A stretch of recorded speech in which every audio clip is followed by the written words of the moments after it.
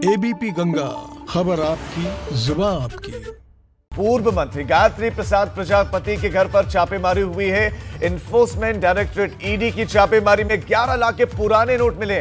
वो नोट जो बंद कर दिए गए, 500 और 1000 के वो पुराने नोट जो चला करते थे, नोटबंदी में बंद किए गए थे। और बड़ी खबर आपको देते हैं, वही नोट मिले हैं और 11 लाख के पुराने नोट मिले हैं। बहुत बड़ी खबर आपको दे रहे हैं, 5 लाख के सादे स्टाम्प भी यहां से बरामद हुए हैं। गायत्री प्रसाद प्रजापति जो कि संगीन मुकदमे में जेल में बंद है, और गायत्री प्रसाद प्रजापति के ठिकानों पर छापेमारी में ईडी को बहुत बड़ी रकम मिली है। वो भी पुराने नोटों की 11 लाख की राशि बताई जा रही है जो मिली है, और ये पुराने नोट बताए जा रहे हैं। और ईडी ने लखनऊ और अमेठी में ये छापेमारी की थी, और इसके साथ साथ 5 लाख के सादे स्टाम्प भी बरामद हुए। ये सूत्र जानकारी दे रहे हैं, पुराने स्टाम्प भी बरामद, सादे स्टाम्प भी बरामद हुए हैं 5 लाख के। ये सूत्र जानकारी दे रहे हैं। छापेमारी में 11 लाख के पुराने नोट मिले हैं। सूत्रों के हवाले से खबर है, लखनऊ से खबर, बड़ी खबर।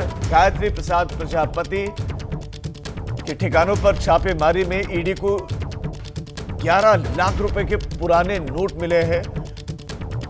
और इस खबर पर हमारे संवाददाता अनुभव शुक्ला हमारे साथ ज्यादा जानकारी के साथ जुड़ गए। अनुभव, पहले तो छापेमारी का स्टेटस दर्शकों को बताएं कि क्या छापेमारी अभी भी चल रही है? दूसरा, अब तक की छापेमारी में कितनी कामयाबी मिली है, और ये जो 11 लाख की रकम बताई जा रही है, ये कहां से मिली है? क्योंकि छापेमारी अलग अलग ठिकानों पर हो रही थी, कहां से मिले पैसे? देखिए, बिल्कुल बुधवार को ईडी ने जो है वो पूर्व खनन मंत्री गायत्री प्रसाद प्रजापति का जो अमेठी का आवास है, वहाँ लखनऊ में उनका जो आवास है, उनका बेटा जो अनिल प्रजापति है उसका जो दफ्तर है, वहाँ पर छापेमारी की थी। इसके अलावा जो गायत्री प्रसाद प्रजापति का जो ड्राइवर है वो भी अमेठी में रहता है, उसके भी घर ईडी की टीम पहुंची थी। और हमारे जो सूत्र हैं उनका साफ तौर पर कहना है तकरीबन 11 लाख रुपए पुराने नोट, यानी जो डीमोनेटाइजेशन में बंद हो गए थे नोट, वो नोट बरामद हुए हैं। 500 के नोट है, 1000 के नोट है, और 11 लाख रुपए वो टोटल करेंसी है जो ईडी ने बरामद की है। इतना ही नहीं, 5 लाख रुपए के सादे स्टाम्प पेपर जो है वो भी मिले हैं। कुछ चीज़ें, उसका जो आवास है लखनऊ में, वहाँ से 1.5 लाख रुपए पुराने मिले हैं, पुराने नोट। और तकरीबन बाकी जो पैसा है वो उसका जो बेटा है, उसका जहाँ पर विभूति खंड में उसका जो दफ्तर है, वहाँ से बरामद हुए हैं। इतना ही नहीं, कई ऐसे हम कहें तो बेनामी संपत्तियों का भी पता चला है ईडी को। बहुत जल्दी से मैं रिएक्शन इस पर चाहता हूं। तो पुराने नोटों का मिलना क्या दर्शाता है? क्या वो ट्रांसफर बदलवा नहीं पाया होगा?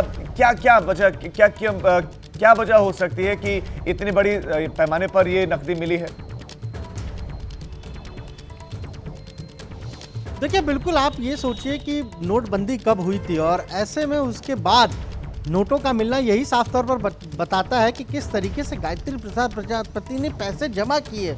उसके पास इतना अकूत धन था कि वो आखिरी तक इन पैसों को कोई खपा नहीं पाया, और यही वजह है कि ये नोट अब ईडी ने बरामद किए हैं। इन्हीं सारी चीजों के चलते तो ईडी इस पूरे मामले की जांच कर रही है। आखिर उसके पास इतनी दौलत आई कहां से? बड़ा सवाल है। अनुभव, बने रहिए आप हमारे साथ, मैं आगे आपके पास लौट रहा हूं। तो यौन शोषण केस में इस वक्त जेल में बंद है गायत्री प्रसाद प्रजापति, और उसके ठिकानों पर हो रही छापेमारी, और छापेमारी में क्या क्या मिल रहा है वो लगातार हम आपको बता रहे हैं। अब खबर आपको देते हैं, आगरा से बैंक डकैती में फरार बदमाश गिरफ्तार कर लिया गया। पुलिस ने आरोपी नरेंद्र को एनकाउंटर में दबोचा है।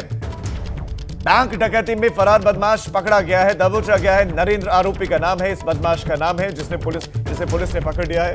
नरेंद्र का साथी बंटी हालांकि फरार है, और दोनों बदमाशों पर बंटी जो फरार चल रहा है, और जो बदमाश नरेंद्र पकड़ा गया 50,000 का इनाम था। नितिन हमारे संवाददाता खबर पर ज्यादा जानकारी देंगे। नितिन, कितनी बड़ी कामयाबी, कहां से पकड़ा गया? तो ये पुलिस के लिए बड़ी कामयाबी है राजीव। और आगरा में 15 दिसंबर को थाना सदर क्षेत्र में रोहता जो कस्बा है उसमें इंडियन ओवरसीज बैंक में लूट हुई थी, और शुरुआत में 4 बदमाश बताए जा रहे थे, लेकिन बाद में ये बढ़कर ये बदमाशों की संख्या ज्यादा हुई थी, और डकैती की धारा में ये मामला तरमीम हुआ था। तो उसमें जो नरेंद्र फरार चल रहा था उसको दबोच लिया है, और एनकाउंटर में उसके पैर में गोली लगी है। 50,000 का ये इनामी बदमाश है, और उसका जो एक आखिरी जो साथी है जिसको पुलिस की तलाश है, बंटी, वो फरार है। एसपी सिटी रोहन बोत्रे के नेतृत्व में इस एनकाउंटर को अंजाम दिया गया। यानी कि नितिन, कुल मिलाकर एक बहुत बड़ी कामयाबी है, और नरेंद्र का पकड़ा जाना यानी कि इनके दूसरे साथियों तक, नरेंद्र के दूसरे साथियों तक पहुंचने में थोड़ी सी आसानी होगी। इससे बहुत कुछ पता चल सकता है। बहुत शुक्रिया नितिन आपका तमाम जानकारी। तो बैंक डकैती में जो फरार चल रहा था वो बदमाश पकड़ा गया है। उसके पैर में गोली लगी है। 50,000 रुपए का उसके ऊपर इनाम था।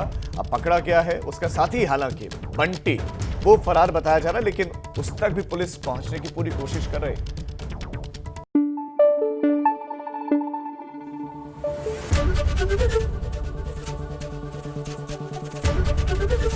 एबीपी गंगा, खबर आपकी, जुबान आपकी।